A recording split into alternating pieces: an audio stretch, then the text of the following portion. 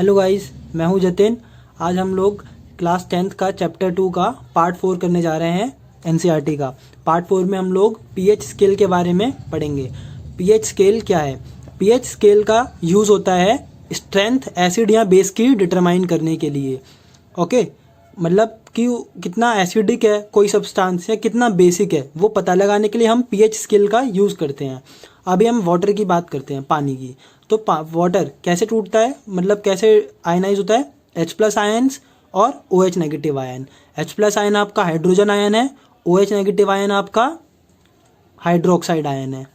ठीक है, अब आप देख सकते हैं कि वाटर जो है वो इक्वल अमाउंट में दोनों आयन्स दे रहा है। ये एसिड देते हैं वाटर में और ये बेस देते हैं वाटर में।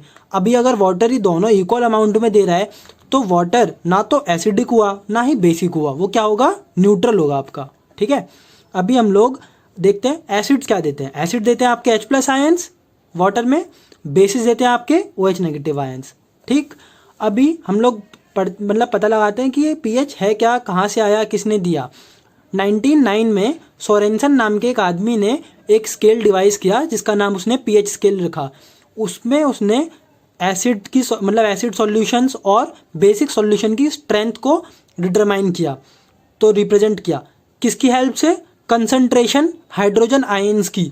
वो दिखाकर उसने स्ट्रेंथ बताई कि कौन सा सब्सटेंस ज़्यादा एसिडिक है, कौन सा बेसिक है, मतलब कितना एसिडिक कितना बेसिक। ठीक है, तो जो स्ट्रेंथ जो आ रहा है वर्ड कि एसिड और बेस की स्ट्रेंथ नाप रहा है वो पीएच स्केल। तो वो कैसे नापता है?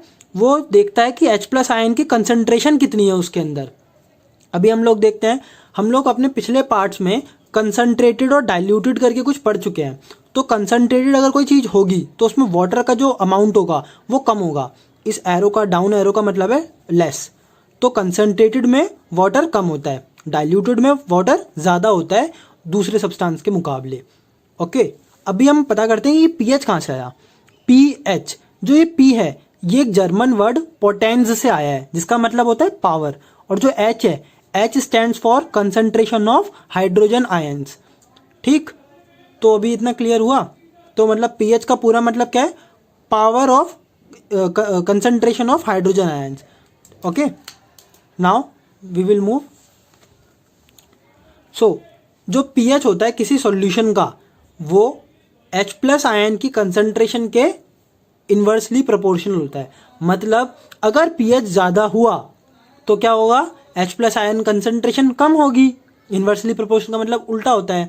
और अगर पीएच कम हुआ तो H+ आयन ज़्यादा, पीएच ज़्यादा तो H+ आयन्स कम।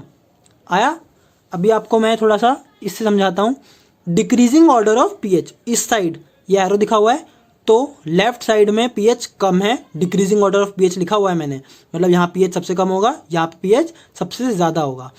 तो और उसका opposite increasing order of H+ ion concentration, मतलब अगर पीएच घटेगा तो H+ आयन कंसंट्रेशन इंक्रीज हो रही है। आया समझ में? नाउ जो पीएच स्केल होता है उसमें ना वैल्यूज़ होती हैं, मतलब एक स्केल शो होता है आपका, उसमें आपको वैल्यू दिखेंगी 0 to 14 तक दिखेंगी, 0 से 14। आप लोग को यहाँ पे ये स्केल दिख रहा है 1 2 3 4 5 6 7 8 9 10 11 12 13 14 14 तक आपको ये वैल्यू दी हुई है। सो मैंने जैसे आपको बोला कि पीएच स्केल पे 1 से लेके 14 तक का वैल्यू होती है। ठीक, अभी जो 7 है बीच में ये न्यूट्रल है। तो जैसे हमने वाटर का बताया था, तो वाटर अगर पीएच स्केल को मतलब आप वाटर से ट्रीट करोगे, मतलब चेक करोगे उसकी स्ट्रेंथ, तो वो कैसा आएगा? थोड़ा ये ग्रीन कलर जो दिख रहा है ना, ऐसा कुछ आएगा, न्यूट्रल आएगा। ठीक है, अभी मोर एसिडिक, जैसे कि इस साइड H+ आयन की कंसंट्रेशन बढ़ेगी, है ना। H+ आयन कंसंट्रेशन ज़्यादा होगी तो ज़्यादा एसिडिक होगा, और H+ आयन कंसंट्रेशन कम होगी तो वो मोर एल्कलाइन होगा, वो चीज़ बेसिक में चली जाएगी। आ रहा है समझ में? अभी हम थोड़ा और पढ़ेंगे तो उसके अकॉर्डिंग हम समझ लेंगे। नाउ जो पीएच होता है वो एक प्योर नंबर है। प्योर नंबर का मतलब क्या है? जैसे 0 to 14 अभी हमने स्केल में देखा, because it has no units, कोई यूनिट्स नहीं है ना इनके पीछे, सेंटीमीटर, मीटर, किलोमीटर, लीटर, है ना। तो ऐसा कोई यूनिट नहीं है, तो इसलिए pH is a pure number. इस बात को ध्यान रखिएगा। अब हम लोग पीएच के रूल्स के अकॉर्डिंग बताते हैं आपको, ठीक है। सो सबसे पहले जस्ट अ मिनट, हाँ, तो अभी हम लोग पीएच के रूल्स के बारे में पढ़ते हैं। फर्स्ट, जो न्यूट्रल सब्सटेंसेस होंगे, ठीक है, उनका पीएच आपका कहाँ पे आएगा? 7। आपका एग्जैक्टली पीएच क्या होगा? वो 7 होगा। हमने अभी आपको स्केल दिखाया था पूरा आपकी स्क्रीन पर, आपने वहां पे देखा जो न्यूट्रल सब्सटेंसेस का पीएच होगा वो कितना आएगा? 7 आएगा। ओके। सेकंड, एसिडिक सब्सटेंसेस जो होंगे उनका पीएच आपका लेस देन 7 होगा, लेस देन 7, ठीक है। लेस देन 7 का मतलब है कि 7 से कम, मतलब 6, 5, 4, 3, 2, 1। और जैसे जैसे पीएच कम होता जाएगा, ये आप देख रहे हैं कि पीएच कम हो रहा है ना, पीएच डिक्रीज, इसी पीएच डिक्रीज हो रहा है, तो पीएच डिक्रीज होगा ना, तो मोर एसिडिक हो रहा है, ये मोर एसिडिक हो रहा है। इसका मतलब H+ आयन की जो कंसंट्रेशन है ना भाई, वो भी आपकी क्या कर रही है? इंक्रीज कर रही है, आपकी बढ़ रही है, H+ आयन की कंसंट्रेशन बढ़ रही है आपकी। तो आपको समझ में आया एसिडिक सब्सटेंसेस का। अभी हम लोग थर्ड करते हैं, थर्ड रूल, कि बेसिक सॉल्यूशंस या फिर बेसिक सब्सटेंसेस का क्या है। अब जैसे हमने एसिडिक सब्सटेंसेस का देखा कि जो पीएच था वो 7 से कम था, इसका भाई मोर देन 7 होगा। मोर देन 7 का मतलब 8, 9, 10, 11, 12, 13, 14। अब ये पीएच देखो आप इंक्रीज कर रहा है, पीएच इसका इंक्रीज करेगा तो ये होगा आपका मोर बेसिक। मोर बेसिक मतलब H+ आयंस की जो कंसंट्रेशन है वो क्या है? इसमें कम है ना। मतलब बेस होता है आपका, तो बेस में आपके OH नेगेटिव आयन होते हैं। OH नेगेटिव आयन का मतलब है हाइड्रोक्साइड आयन, तो हाइड्रोक्साइड आयन होते हैं। तो बेस में आपके H+ आयन्स तो ज़्यादा होंगे नहीं, तो वो तो जाहिर सी बात है कम ही होंगे, और जितना ज़्यादा कम होंगे उतना ज़्यादा OH नेगेटिव आयन होंगे। तो उसी के ऑर्डर में, मतलब उसी के कंसेप्ट को लेकर हमने ये जो पीएच स्केल है वो बनाया है। तो सिर्फ आप एक H+ आयन की कंसंट्रेशन को लेकर कोई चीज़ न्यूट्रल है, एसिडिक है, बेसिक है, वो आप बता सकते हैं, ठीक है। इतना समझ में आया। नाउ यूनिवर्सल इंडिकेटर क्या होते हैं? हम लोग अपने प्रीवियस पार्ट्स में इंडिकेटर्स क्या होते हैं, मतलब पार्ट 1 में ही शायद, कि इंडिकेटर्स क्या हैं हम पढ़ चुके हैं। सो कॉमन इंडिकेटर जो होते हैं ना, वो रिलेटिव स्ट्रेंथ एसिड और बेस की नहीं बता पाते, कि मतलब कोई सब्सटेंसेस कितना एसिडिक हो सकता है और कितना बेसिक हो सकता है, वो नहीं बता सकते। तो इसलिए हमने एक यूनिवर्सल इंडिकेटर बनाया जो कि पीएच स्केल के ऊपर काम करता है। To obtain an idea of how acidic और basic a substance is, universal indicator is used, ठीक है। यूनिवर्सल इंडिकेटर इसलिए यूज होता है कि मतलब कोई सब्सटेंस को वो कितना एसिडिक है या कितना बेसिक है ये बता सके। अब universal indicator is a mixture of many different indicator और dye which give different colour at different pH value of the entire pH scale. अभी यहाँ पे ये जो लिखा इतना, उसका मैं आपको सिंपल सा मतलब बताता हूँ। जो यूनिवर्सल इंडिकेटर्स होते हैं वो बहुत सारे इंडिकेटर्स या डाइस का मिक्सचर करके बनाया जाता है। जैसे कि अभी हमने थोड़ी देर पहले पीएच स्केल देखा था, तो उसके अकॉर्डिंग कुछ यूनिवर्सल इंडिकेटर पेपर बनाए गए। अब उन पेपर्स को आप एसिड सॉल्यूशन या बेस सॉल्यूशन या वाटर के संग ट्रीट करो, तो जो स्केल के ऊपर आपको कलर दिख रहे थे वहां पर मैं आपको फिर से दिखा देता हूँ। यहाँ पे आपको ये कलर्स दिख रहे हैं डिफरेंट डिफरेंट।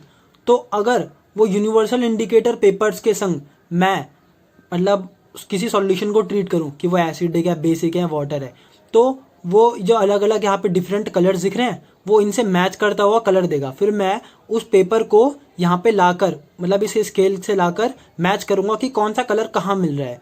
फिर मैं बता पाऊंगा कि उसका पीएच कितना है और वो कितना एसिडिक है या कितना बेसिक है। मोर एल्कलाइन, एल्कलाइन यानी कि बेसिक होता है, हम लोग आपको ये बता चुके हैं।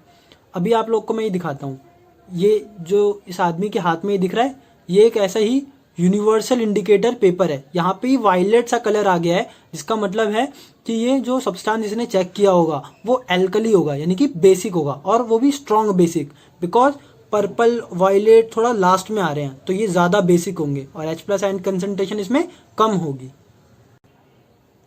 Now importance of pH in everyday life. अब जो पीएच आपकी एवरीडे लाइफ में कैसा रोल निभाता है वो हम बात करते हैं। PH in our digestive system, हम अपने पिछले कई पार्ट्स में, मतलब जो 2-3 पार्ट इस चैप्टर के करे हैं, उसमें हमने डाइजेस्टिव सिस्टम के बारे में जो पीएच है, मतलब जो एसिडिक होता है वहाँ पे या बेसिक होता है, ये बहुत मतलब पढ़ा, डिस्क्राइब किया। जैसे कि हमने बताया था कि हमारे स्टमक में, ह्यूमन स्टमक में मतलब HCl होता है, हाइड्रोक्लोरिक एसिड। यहाँ तक कि लास्ट पार्ट जो था पार्ट 3, उसमें एंडिंग का पार्ट भी इसी के बारे में था। तो वहाँ पे HCl होता है। अगर HCl एक्सिस अमाउंट में हो जाए, मतलब HCl की अमाउंट अगर ज़्यादा हो जाए तो क्या होता है, इंडाइजेशन। तो उसे ठीक करने के लिए हम लोग क्या लेते थे, बेस लेते थे, जैसे कि बेकिंग सोडा है ना, या फिर milk of magnesia, magnesium hydroxide. मैंने आपको बहुत सारे बेसिस बताए थे, तो वहाँ यूजेस ऑफ बेस में आप जाके चेक कर सकते हैं। वहाँ पर आपको मिल जाएगा कि डाइजेस्टिव सिस्टम अगर मतलब इंडाइजेशन हो जाए तो क्या कौन कौन से बेस लेते हैं हम लोग उसे ठीक करने के लिए। तो क्या होता है, जो स्टमक में HCl होता है ना, वो डाइल्यूट होता है, ठीक है, क्योंकि कंसनट्रेटेड अगर ज़्यादा होगा, मतलब ज़्यादा कंसनट्रेटेड होगा तो वो हमारे लिए हार्मफुल है, तो वो डाइल्यूट होता है। बट अगर उसकी अमाउंट ज़्यादा हो जाए तो वो एसिडिटी कॉज कर देता है, जिसे ठीक करने के लिए हम लोग क्या लेते हैं, एंटासिड्स लेते हैं, टैबलेट या सॉल्यूशन, सिरप जो भी है, ये बेस होते हैं, ठीक है। अब लोग आप कैसे बेसिस लेते हैं, बेकिंग सोडा है ना, MgOH2, मिल्क ऑफ मैग्नीशिया आपने इसको बोला था, और बस बेकिंग सोडा में आप NaHCO3, sodium hydrogen carbonate. Okay, pH in our digestive system clear हुआ। नाउ अभी हम लोग बात करते हैं pH change as the cause of tooth decay. अब टूथ डीके यानी कि दांत का खराब होना, दांत का सड़ना, दांत का टूटना जो भी है, ठीक, ये कैसे होता है। हमारे माउथ में बहुत सारे बैक्टीरिया होते हैं, जो कि अगर हम जो खाना खाते हैं या फिर कुछ भी खाते हैं तो उसमें क्या करता है, शुगर्स होते हैं। जाहिर सी बात है, आप लोग पढ़ चुके हैं कि खाने में कार्बोहाइड्रेट्स, फैट्स, शुगर्स, तो शुगर्स का इंटेक भी हम लेते हैं। तो क्या करता है, बैक्टीरिया उन शुगर्स को जो माउथ में रह जाते हैं उनको एसिड्स में तोड़ देता है, एसिड्स में मतलब ब्रेक कर देता है। फिर वो एसिड फॉर्म जो हो जाता है, वहाँ से जो हमारा माउथ का पीएच होता है, अगर वो 5.5 से बिलो चले जाता है, जो पीएच स्केल था ना उसमें वैल्यू थी 1 2 3 4 5 6 ऐसे करके, तो यानी कि 5 से नीचे जैसे आने लग जाता है तो हमारा वहाँ पे ज़्यादा एसिडिक हो जाता है और टूथ डीके स्टार्ट हो जाता है और हमारे दांत टूटना स्टार्ट कर जाते हैं। ओके, नाउ तो टूथ डीके से बचने का सबसे बेस्ट तरीका क्या है कि कुछ भी खाने के बाद अपने माउथ को, मतलब आप लोग ब्रश कीजिए, साफ कीजिए अपने माउथ को, तो उससे टूथ डीके में हम लोग मतलब बच सकते हैं। और कॉलगेट या फिर मतलब टूथब्रश में जो यूज़ किए जाते हैं पेस्ट, मतलब टूथपेस्ट जो यूज़ किए जाते हैं, वो क्या करते हैं, वो आपको मतलब अगर जैसे एसिड ये बन रहा है तो वो बेस का काम करेगा और वो न्यूट्रलाइज करेगा पीएच को, ताकि एसिड की फॉर्मेशन ज़्यादा ना हो और जो ये टूथ डीके हो रहा है उससे हम बचा सकें, जो पीएच हमारा माउथ का 5.5 से नीचे जा रहा है उसे रोक सकें। Clear. Now plant and animals are sensitive to pH changes. Plant और एनिमल्स मतलब पीएच चेंजेस से कैसे सेंसिटिव है, अब हम उस बारे में बात करते हैं। जैसे कि सॉइल पीएच होता है, जो सॉइल का पीएच होता है वो 4 से 8.3 तक वेरी कर सकता है। 4 हमारा थोड़ा एसिडिक में चला गया, 8.3 हमारा थोड़ा बेसिक में चला गया। तो प्लांट ग्रोथ जो है वो थोड़ा इसके बीच में कहीं लाया करती है। और हम लोग जो है बहुत सारे मतलब चीज़ों का यूज़ करते हैं, डिफरेंट केमिकल्स का, अपने सॉइल के पीएच को बनाए रखने में, ताकि हमारी जो क्रॉप प्रोडक्शन है वो अच्छी हो सके। बिकॉज ज़्यादा एसिडिक में हमारी क्रॉप प्रोडक्शन नहीं हो सकती और ना ही ज़्यादा बेसिक में हो सकती है, ठीक है। तो मोस्टली क्या होता है, एसिडिक पीएच का खतरा रहता है। तो उसके लिए जो फार्मर्स होते हैं वो अपने फार्म में, मतलब जो वहाँ पे अपनी खेती कर रहे हैं वहाँ पर क्या करते हैं, जो चौक होती है या फिर बेकिंग सोडा होता है उसका स्प्रेड करते हैं, लाइम, ठीक है, limestone. Now pH changes and survival of animals. हम एनिमल्स है उनका पीएच जो थोड़ा 7.0 टू 7.8 के समथिंग रहता है नॉर्मल पीएच, जिसमें वो अपने लाइवलीहुड मतलब नॉर्मली स्पेंड कर सकते हैं, ठीक। बट अगर एसिडिक रेन हो जाती है, एसिडिक रेन कब होती है, जब रेन का पीएच 5.6 के अबाउट हो या उससे इवन लो, उससे थोड़ा कम हो, तो जो रेन है उसे हम एसिडिक रेन बोलते हैं, अगर 5.6 से पीएच नीचे गिरने लग जाता है तो। अब ये रेन जो है वो हार्मफुल होती है, ये स्किन कैंसर कर सकती है, ये प्लांट्स को हार्म कर सकती है, ये एनिमल्स को हार्म कर सकती है, बिकॉज एनिमल्स जो पानी पीते हैं वो थोड़ा हार्मफुल हो जाएगा, या फिर बॉडी के ऊपर डायरेक्ट आ रहा है तो स्किन कैंसर, जैसे मैंने आपको बताया। सो प्लांट और एनिमल्स पीएच चेंजेस से किस तरीके से सेंसिटिव है वो मैंने आपको बताया। Now self defence by animals and plants. Animals और प्लांट्स के द्वारा भी सेल्फ डिफेंस होता है। अब वो केमिकल वारफेयर मतलब थोड़ा है इसका, अब मैं बताता हूँ कैसे। हनी भी है, हनी भी आपको पता है, मधुमक्खी, वो क्या करती है, वो जब हमें इंजेक्ट करती है मतलब उसे काटती है, ऐसे नहीं काटेगी, अगर हम लोग छेड़ेंगे तभी काटेगी, अदरवाइज वो गुस्से में हो तब काटेगी। अगर हनी भी आपको काट ले तो क्या करती है, एसिडिक लिक्विड इंजेक्ट कर देती है, मतलब एसिडिक लिक्विड जो है वो आपकी बॉडी में छोड़ देगी। फिर आपको बर्निंग सेंसेशन होगी, मतलब बहुत तेज जलन होगी, रेडनेस हो जाएगा, इन्फ्लेमेशन भी हो सकती है।